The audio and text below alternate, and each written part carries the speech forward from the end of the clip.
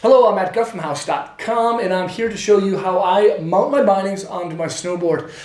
It's a kind of tedious thing, and it's kind of difficult if you don't know what you're doing, and it all really comes down to your personal preference. You could have buddies suggest things that may not work for you because it just doesn't feel right, and that's okay because it all comes down to like what you want to feel on your board and how you want to ride.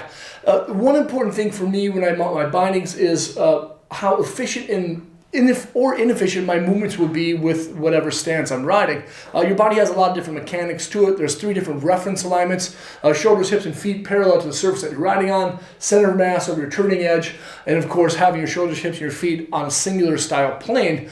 Combining that with your body's actual mechanics of flexion and extension of your hips and your legs and your arms, rotation movements of your ankles, your wrists, your hips, and of course your shoulders, and kind of a blending of both of those for separation movements actually make your board do things like tilt, twist, pivot, and flex. So if you have a stance that makes you have inefficient movements, it's not going to be beneficial for your stance to be that way.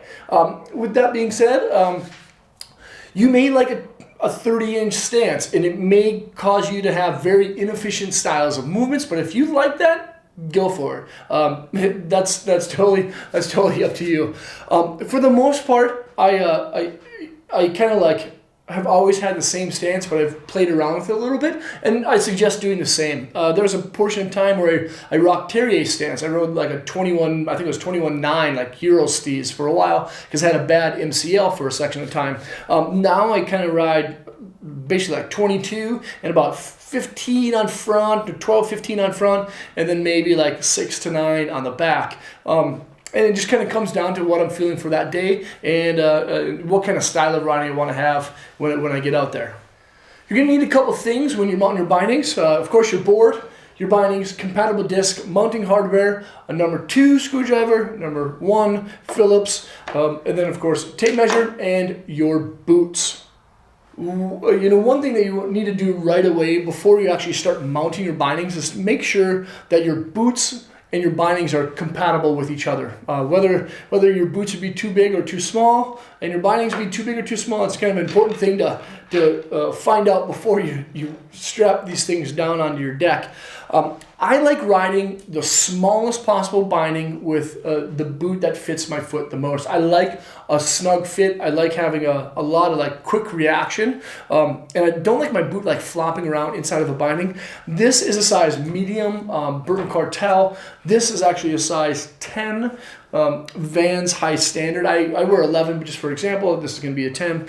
And one of the couple things that I look at when making the fit the best is, first off, the toe ramp. How does the toe ramp fit with the boot? And then secondly is how do the straps fit on the boot? Is it centered down the middle of the line? And then lastly, do I want any forward lean or anything of that sort? So let's take a peek at this and see if it fits. I've actually kind of adjusted out the toe ramp of the Cartel as far as it can go, because this size 10 high standard is actually on like the kind of the higher end of the size scale. As you see, it's always good to have as much toe ramp underneath your foot as possible for like a greater amount of leverage when you're on your toe side turn without it catching over the top of your board. And that looks like it's pretty good. The toe strap,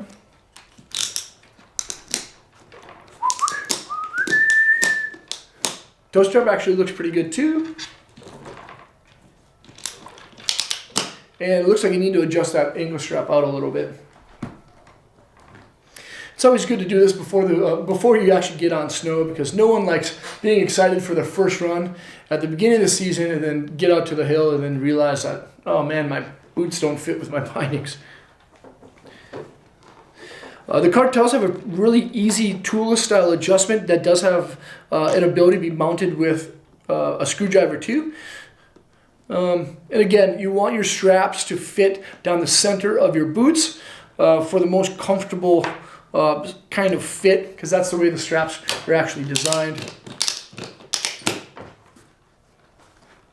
That's actually pretty darn good. That's a good fit right there. And then I can pretty much proceed to change my other binding and then start mounting. Boards usually have a kind of a reference stance that's kind of highlighted within their mounting pattern. Most boards have, you know, like one of 3 different mounting patterns: 4x4, 2x4, or the channel system right now. This artifact has a 2x4 mounting pattern, and it actually looks like the 22-inch reference stance is kind of like on the inside or the medial side of the insert packs, so you can actually make this go quite a bit larger.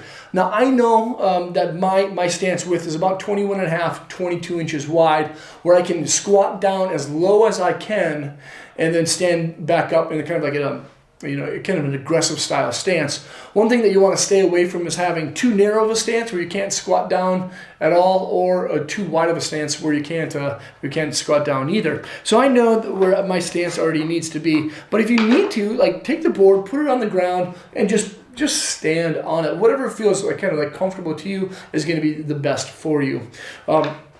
You make sure that you have compatible disc with the kind of mounting pattern that's on your board, and basically there's little notches on the disc that show you what stance angles you have. Traditional bindings generally have stance increments of 3 degrees, so it goes 3, 6, 9, 12, you know, up. And but for the most part, I wouldn't suggest going beyond 18 degrees. I know back in the day I rode like a 21.9, like Euro style, but I've kind of like switched back to that, and that's because you cause a lot of stress on your knees if you go over 15 degrees. So I always suggest keeping 15 and under, and even, you know, like having like a 15-15 is like still causing a lot of stress on the MCL. So I'd say, you know, bring it down a little bit. On my back foot, I think this season I'm going to start it out with probably just going about 6 or so. That always seems to be pretty good for me.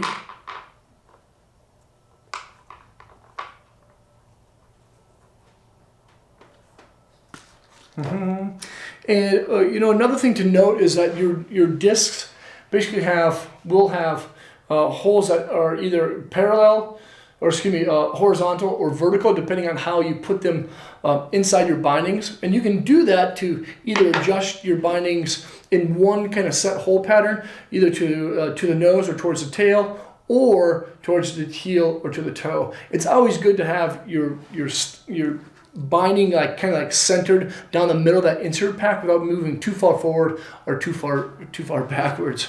But again, you don't want any toe and heel drag.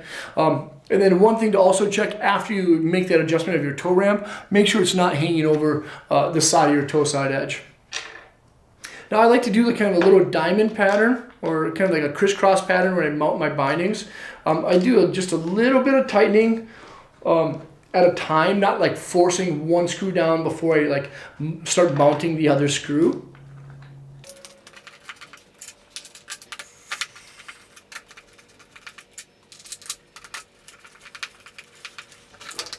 Remember, don't tighten them down, you know, too much, so you can play with them a little bit back and forth. I always like to kind of like put them in where I think they're going to be best. Measure them, stand on it, squat down, and just kind of get a general feel of how it's going to be.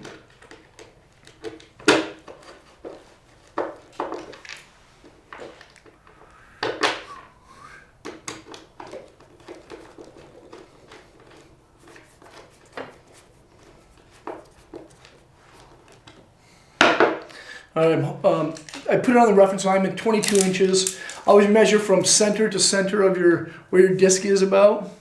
Yeah, that's 22. And I already know that like 22 is kind of like that golden child for me in my stance. But as you see, I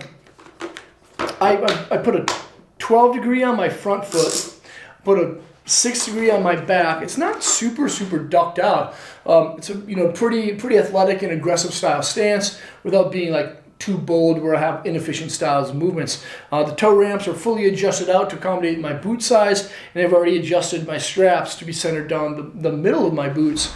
But the next thing that you want to kind of check into is your high back, and that's a pretty important thing. Now, some riders like to have zero forward lean, or what's called like zero lean, so that there's no angle with the bottom of your foot and your fibula and your tibia. If you have a little bit of forward lean, if your bindings are cranked forward, it's actually easier to get on your heel side edge quicker and also have your center of mass over the top of your board, not leaning way over your center of mass over that edge. So it's actually just a little bit more stable at high speeds if you have your forward lean cranked. And it also helps you to keep your knees bent when you're carving on your heel side edge with forward lean. A lot of times, I know I've had it happen before. You're carving at 1,000,000 miles an hour.